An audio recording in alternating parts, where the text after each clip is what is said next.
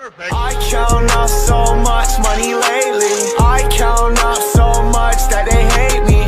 Yeah, I make niggas mad cause they ain't me.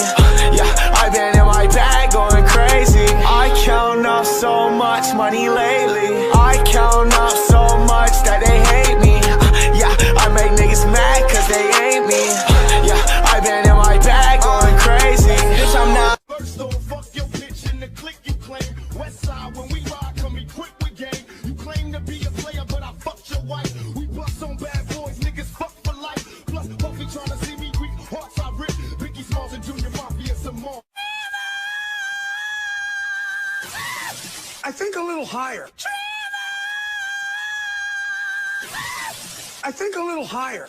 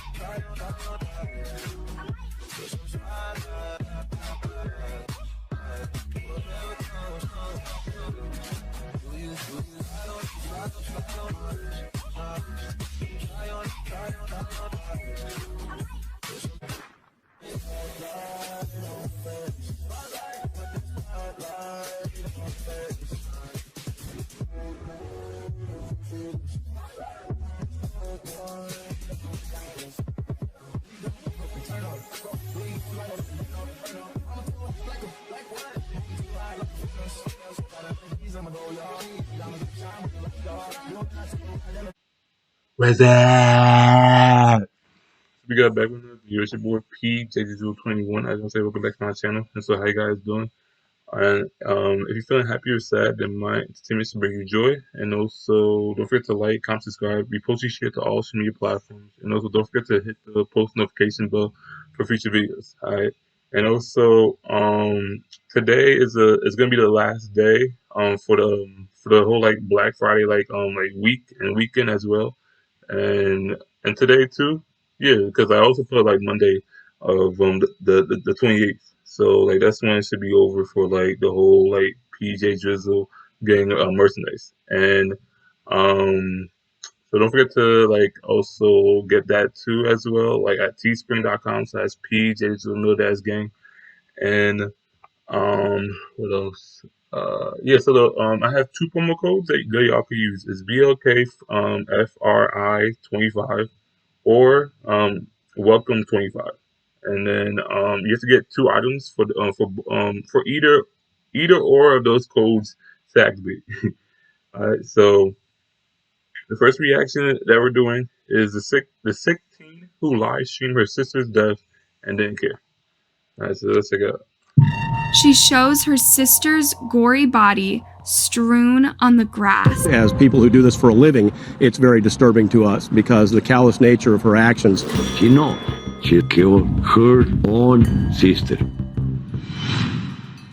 This is... Let me pause this for a second. Okay. My bad. 18-year-old Obdulia Sanchez during her first preliminary hearing in court by video. She appears completely emotionless as the judge reads out the charges against her.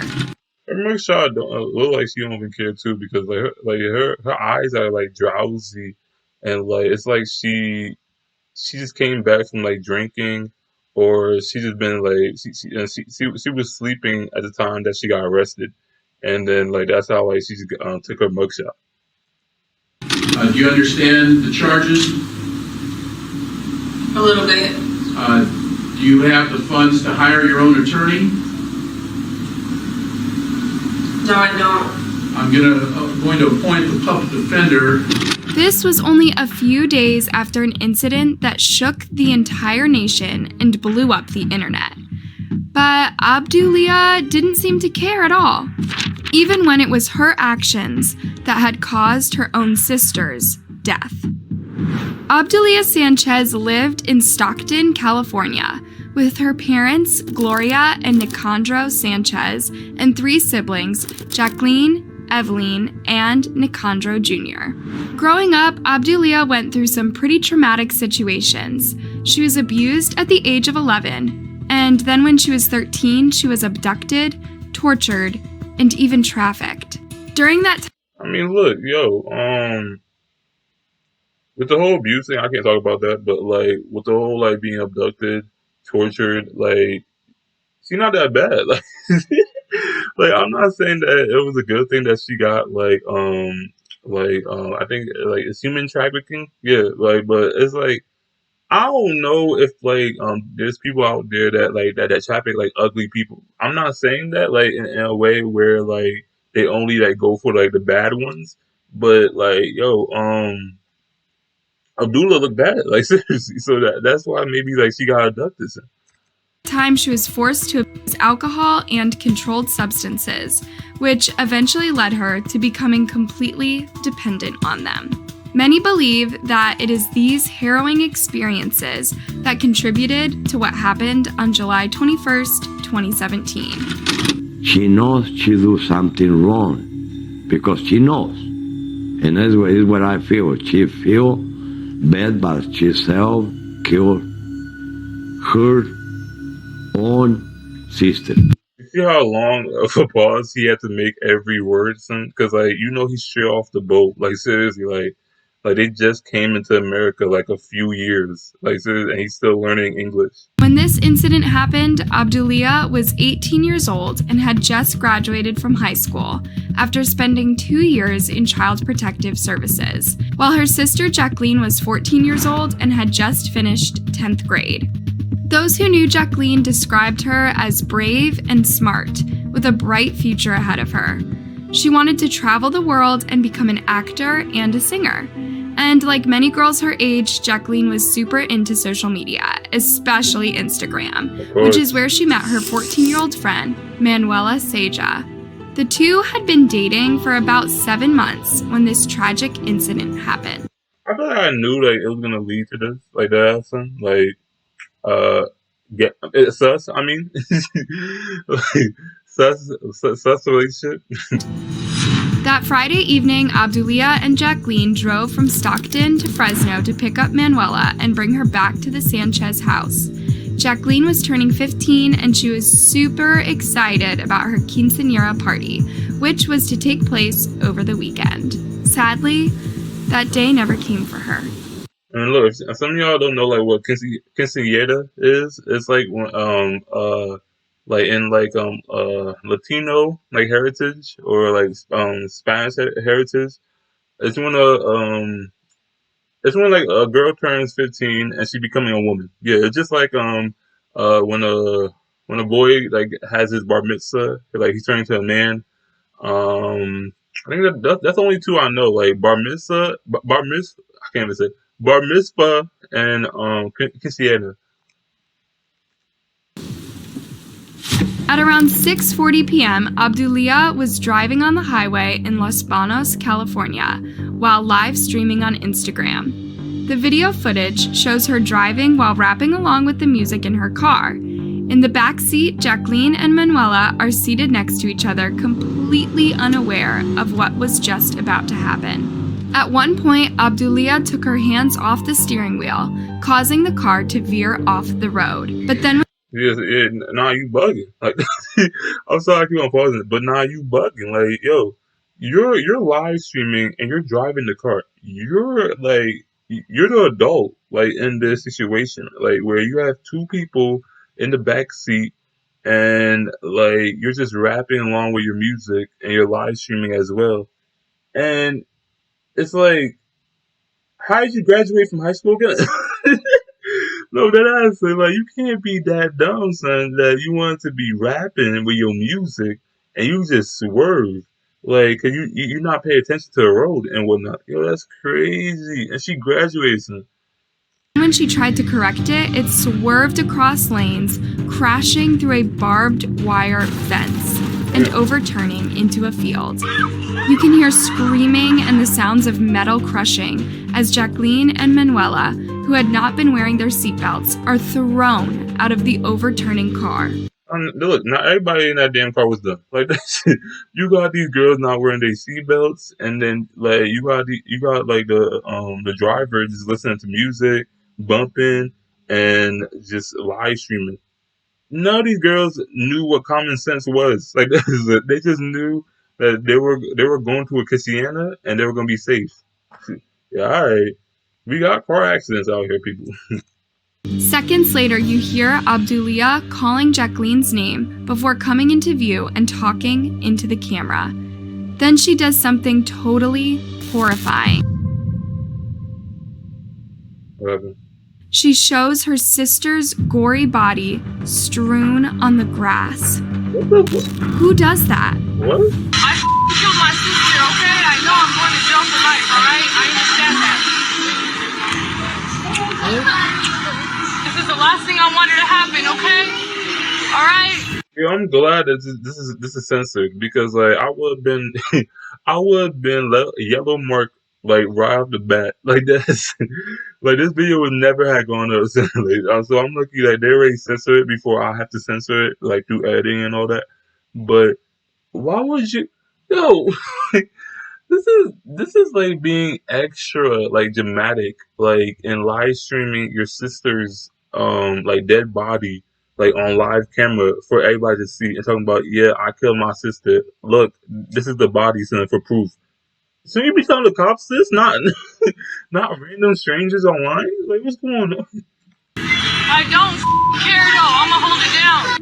The disturbing footage ends I'ma with hold it Abdulia down. kneeling Okay. next to her sister's dead body and saying, "I'm f***ing sorry, baby. I didn't mean to kill you, sweetie." When the emergency services arrived at the scene, they found Jacqueline dead with a nasty cut on her head. Manuela had major leg injuries, while Abdulia complained of having pain in her chest and right knee. According to the authorities, Abdulia was screaming hysterically and trying to fight the officers when they tried to put her in an ambulance, so they detained her on suspicion of driving under the influence. During the investigation, authorities Hold on, why is she fighting with the cops? It's like the cops are trying to help you out. I mean, she probably seen too much like TV, like movies and shows, like where like cops are the bad people. But it's like, yo, you shouldn't be fighting them because yo, all they gotta do is pull out that yeah, and it's over. Son. Like seriously, pull out a baton or that learned that Abdulia had posted another recording on her Instagram story, which showed her driving recklessly moments before the crash. In the footage, Abdulia almost hits a minivan that was crossing in front of her and Jacqueline, who was at the time seated on the front passenger seat. Not that I didn't know. Like seriously, so you had let me see. So Jacqueline was in the front and Manuel was in the back.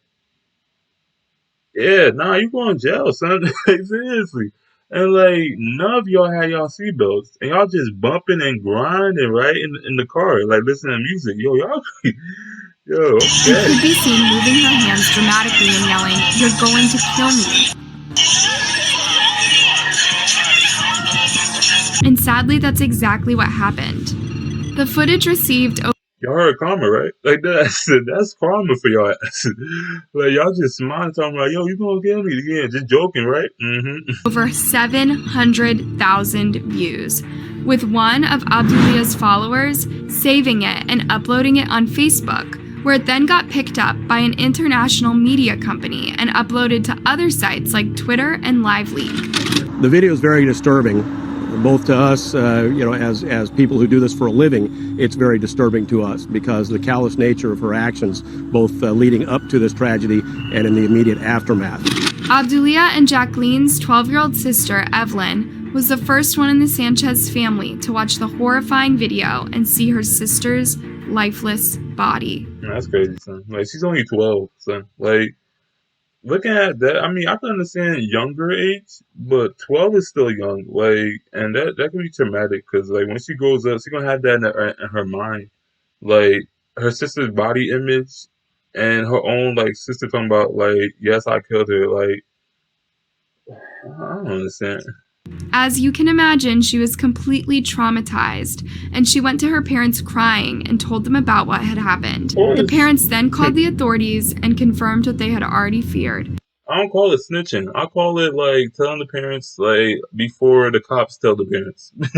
Like that, so that they won't be shocked and surprised. Like there'll be less shock and surprise. Like as like if the cops like told him the news. Like. Jacqueline was dead. Nos cuenta que algo había pasado grave porque dijo chocaron. ¿Sabes? Entonces empezó a llorar y dije no, pues murió una de ellas. The family I wasn't gonna troll. I was not gonna troll. But sir, we're in America. Can you speak English? I'm sorry. You know what? This is not a funny situation. was even more heartbroken to learn that Abdulia was being held responsible for her sister's death. But despite their grief of losing Jacqueline, they defended Abdulia, saying that it was an accident and that there was nothing she could have done. And it's honestly not her fault because the tire blew out, and it's not her fault. Like, there's nothing she could have done. Manuela, who was recovering from Look, I don't know. I think that's Evelyn, right? The 12-year-old sister, right? So she has common sense because she stayed her ass home. I mean, she stayed her behind home, while Abdullah talking about it wasn't her fault. Abdullah, Jacqueline, her friend Manuela, was no seatbelt, listening to music, live streaming on their phone. I could name all more people. from her leg injury and devastated to lose Jacqueline, said that she did not blame Abdulia for what happened and that social media caused everything. What? Honestly, I'm not mad at anybody. Who put the social media on their on the phone? Like social media can't just social media is not a person. Like that answer. Social media is not a person. Social media is something that you install on your phone. Like it's not there when you buy the new phone. Like when you buy a new phone, son, like you only have talk, text, and I'm just gonna say talk, text, where and internet. Like those apps is what you get when you buy the phone. Like when you open the phone, you have to install Instagram, Facebook, Snapchat, YouTube, sure, whatever. And they're not on your phone yet. I mean, no, YouTube's on your phone already. Facebook, I think, is already on your phone. But you have to install Instagram and Snapchat and Twitter too. So, like,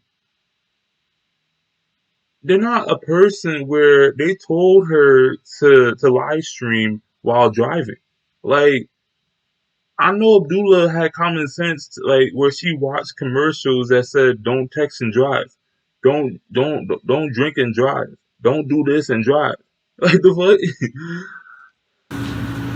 And I don't blame anybody. It's all affected by social media. That's what life is now, and it's gonna advance more and more. That's what it's all gonna be about. Okay. Still, the authorities found that Abdulia's blood alcohol content was above the legal limit, and there were traces of illegal substances in her system. She was charged with vehicular manslaughter while intoxicated, DUI, and child endangerment. She pleaded not guilty to the charge. Wait, how was she intoxicated and DUI if she didn't drink at the time or have anything in her system?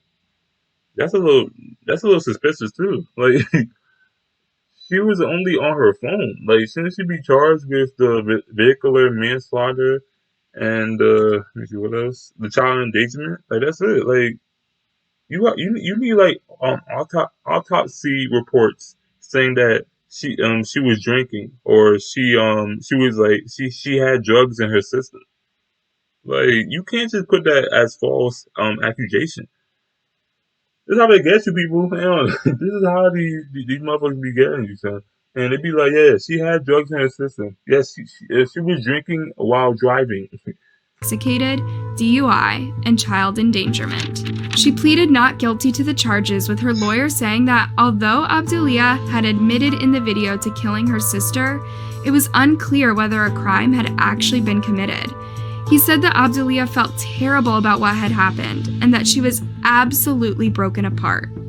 He went on to talk about Abdulia's childhood, saying that no one had a right to judge her because they had no idea what she had been through. I think that it's very unfortunate that so many people would rush to judge Ms. Sanchez in this case based on a few minutes of a video clip when she's a very young 18-year-old woman. They've never walked a single step in her shoes. They don't know how she's been a foster child. They don't know that she's been the victim of human sex trafficking.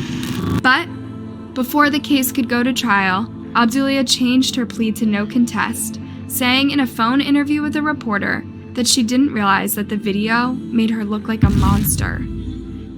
She described her Yo, why are you looking like that? Wait, I'm guessing because like she said that she was fighting with the cops. So like this mugshot. realized that the video made her look like a monster.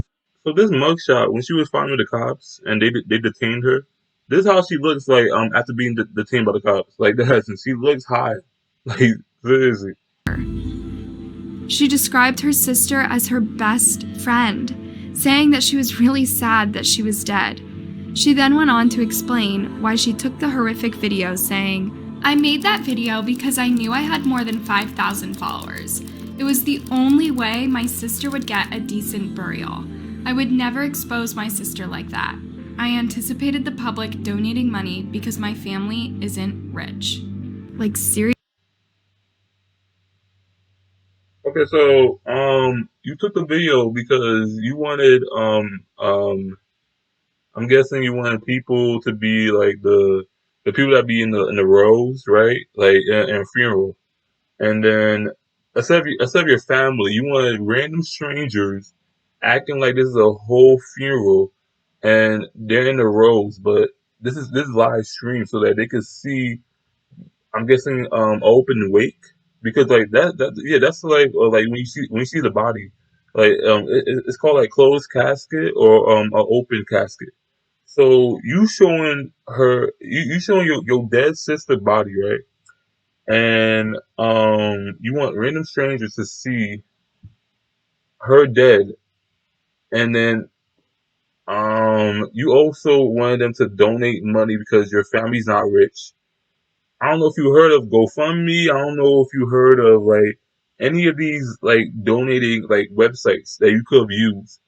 But you wanted to just live stream, take a shortcut and live stream, and then you're gonna put in the pinned comment, right?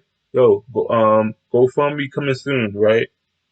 Yo, I'm done. Seriously, that's messed up. I'm done, B. During her sentencing hearing, Abdulia broke down in tears when the video was played in court, with the prosecution saying that the words that she used in the video showed that she didn't care that she'd killed her sister. However, her lawyer argued that Abdulia's words were just a cry for help, and that she didn't really mean it. Later, when Abdulia was given a chance to speak, she read an emotional letter expressing her remorse, saying that while she didn't want to go to prison, she deserved the punishment she would receive. She didn't deserve to die the way she did, and it shouldn't have been me. She also apologized to their parents, saying that she was tired of hurting the people she loved. Despite her parents and defense lawyer requesting that she be given probation, Abdulia was sentenced to 6 years and 4 months in prison. But the story... I mean, reasonable. Like, she didn't do this like on purpose. So I'm not saying give her life, but it's just I would only say that like after she like settle her punishment like in jail, and then she comes back home, yo, take that phone. Like seriously, take the phone. Like because like the phone is the start of it all, the cause of it all, son. Like I said, if she wasn't using her phone, and also like take the keys too. Yeah, no dads, and let her walk, take a bike, take a bike ride, take the bus. Like seriously, walk, bus, or bike, because you're not driving no more, son. Like you're not using the phone anymore. Like you could use let me see, or she could keep her phone. You know what? Yeah, get a family plan on that shit. Track her. Share locations. Like seriously. do that. Story does not end here. In September 2019, after only serving a little over 2 years of her sentence, Abdulia was released early on parole after apparently earning credit for good behavior and attending rehabilitation programs. But apparently prison did not help her in any way, because barely a month later she was arrested again. Forget this, leading the police in a car chase. Stockton police say they tried to pull her over this morning for driving with expired registration, but she took off, running 2 stop signs, a red light, and leading police on a chase. She drove off the road. Yo, give her life. Give her life. Yo, what? Yo, how do you spend time in jail just to go back to jail? Yo, you spend time in jail, and then when the police catch you again, driving with an expired license, you want like take off running, right? You want go 0 to 100 real quick, right? Yo, she's funny, son. Yo, give her life. That's it. Give her life. Road near the I-5 on-ramp at March Lane. A male passenger jumped out and ran up onto the freeway. Police say they found this loaded gun in the car. So what she did here in Stockton this morning is alarming because she was just released from prison, is on parole, and is already engaging in criminal activities. Abdulia ended up being charged with driving with a revoked license, violating parole, and carrying a loaded firearm. When she appeared in court, she seemed like a totally different person from the crying teen who had begged for forgiveness 2 years earlier. I'm like, this is what I'm guessing. Like, she in that 2 years, she learned some skills. Like, she learned some knowledge from like other like prisoners. So maybe that's like what led her into like robbing, handling like a firearm and whatnot. Like, she learned some skills like in prison. Like, she had some friends in there. So when she got released, she was like, "Yo, we about to go hit a lick." Like, that's they about to go hit a lick because her sister's mind, because like it's still tattooed on the neck, so she still had the sister in her mind. But now she had no she has no fear anymore of the cops, so that's why she took off running. Now had her sister's name tattooed on her neck and had this detached look that showed she didn't really care what happened to her. Interesting to note is that even with this second brush with the law, Abdulia's dad still supported her, showing up in all her hearings saying that his daughter needed help more than prison. He claimed that Abdulia had been diagnosed with bipolar and needed treatment. What do you guys think about this case? Let me know your thoughts down in the comment section, and be sure to like and subscribe for Okay, so my my final like observation like between like this whole video, I feel like she didn't really need to be sent to prison. I think she needed a rehab like center, like a rehab / prison, like a mix of the two, where she would like also get medicine, but like you can't really trust like pills these days. So like, even though like she got discharged and cleared, then she would have just like done the same thing. So, but I'm just saying, I don't know what like she needed, like what kind of treatment she really needed. But I'm just saying that instead of like bringing her to prison where she could learn some skills like from other prisoners like that are trying to make her like into like the next like So it's just I feel like she needed something different than just prison, because like if she has bipolar. And what else? Hold up. Yeah, if she has like bipolar like disorder, she needed more treatment than just prison, because prison, it's not really a treatment. It's really like a place that you go to but you're not gonna like learn from your mistakes. Like you're just gonna like get a bad like you don't get bad advice from the wrong people in there. That's what I'm trying to say. Okay, so let me know in the comment section where you guys thought, and also don't forget to like, comment, subscribe, repost, share to all social media platforms, and also don't forget to hit the post notification bell for future videos. And it's your boy PJ21 signing off, and repeat again.